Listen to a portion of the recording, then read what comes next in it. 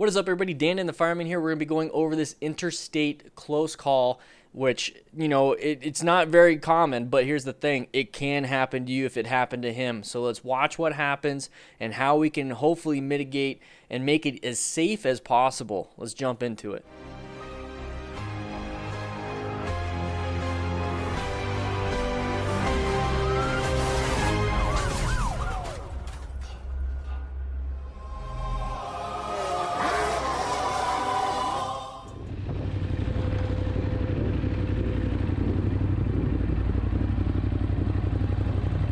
I notice he has a foam mount. I can't tell what kind of foam mount, but it's probably not a rock form, but you can definitely get a rock form mount and phone case using code DanDan25, 25% off your order. So if you buy the actual phone mount, you pretty much get your phone case for free. I absolutely love mine. I have mine right here, and I have my little pop socket adapter. Hey, make fun of me all you want, but I absolutely love it. It's magnetic, so I can attach it to things, and it's a lot of fun.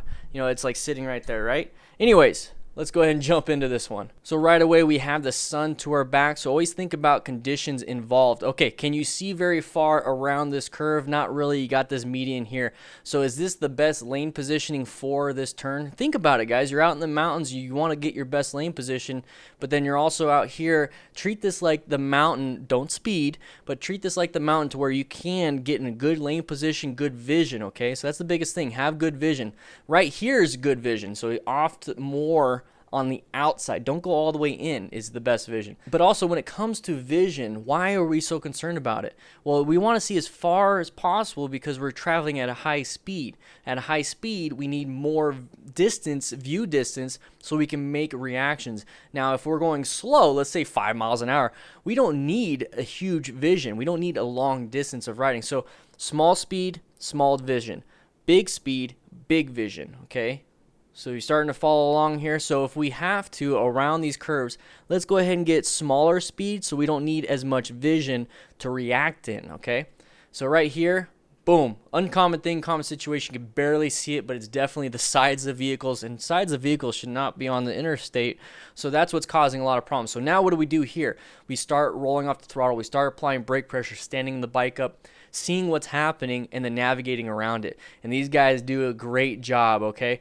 So this person right here, unsure what happened. Maybe they were going at a high rate of speed and they found something. They were able to stop in time because they saw it ahead of time.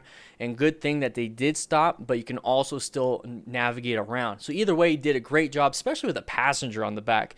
Your stopping distance is actually more because you have more weight. And you also have to be very careful because hopefully that person behind you hopefully did a pre-ride, talk with the person, hey, when we stop, this is what's going to happen. When we swerve, this is what's going to happen. Don't get on or off unless I say so. All these different things. I have a video in the description that talks about that. But very good job on keeping that person staying there, especially in an emergency situation. Same thing right here. You did a swerve out of the way. Very good. Very uncommon thing in a common situation. But why is it uncommon? There was an impact. There was an injury. There was an accident. And it was around this blind turn. Maybe that's what caused the accident. I don't know. Either way, it's an obstacle in our path of travel on interstate with highway speeds, and we had to navigate around it. Every single one of these riders did an amazing job. Every single one of these riders did what they were supposed to do, got themselves out of the situation, and I want to end the week on that. This is amazing. A great job here. You notice he went from 70 to 40. He doesn't have to slam the brakes or stop. You just have to slow down so you can gather as much information as possible with the much distance as possible, for the speed, right?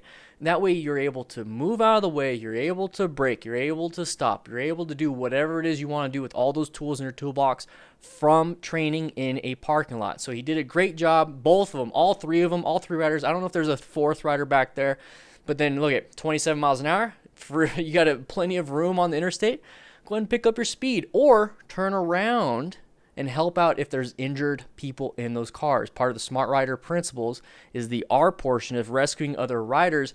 But you know what? Why don't we rescue car drivers too, just in case with our medical training? Be a good advocate for the motorcycle community. But that's besides the point. I just want to say this was amazing, and I'll see you guys around.